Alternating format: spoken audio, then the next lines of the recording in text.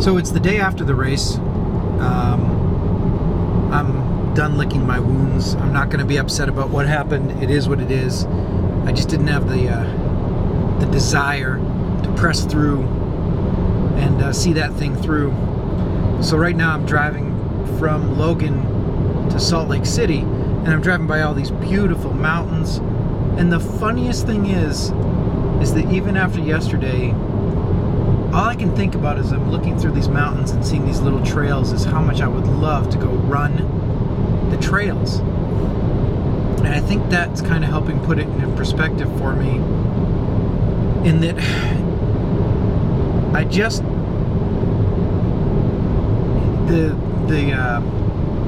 I just didn't want it. I wasn't in love with what I was doing yesterday, and I had a hard time pressing through because I almost felt like it was for others what I was doing, or to prove a point, instead of remembering why I run to begin with and how much I love just running and just feeling my body being strong enough to run through some of this stuff, and feeling exhausted and seeing beautiful scenery. I lost all of that before this race. I don't know if it's the result of all the runs that I've done or feeling obligated to do this or feeling overwhelmed, but I didn't have that love or desire yesterday.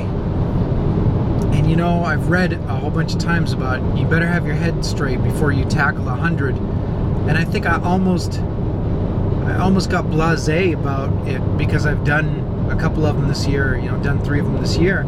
Almost like, well, I'm a little tired, not really into it, but I know how to break these things down. And I just didn't really do the mental work to be ready.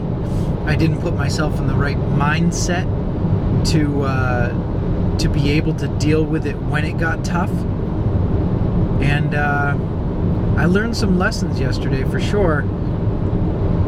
But it's nice to know that I'm looking at these mountains and looking at these trails and remembering why I run.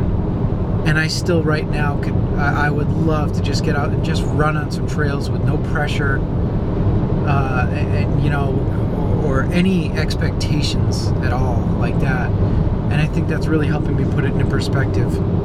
So because I don't have a voice recorder and I want to write this into my blog, I figured I'd capture it on the video.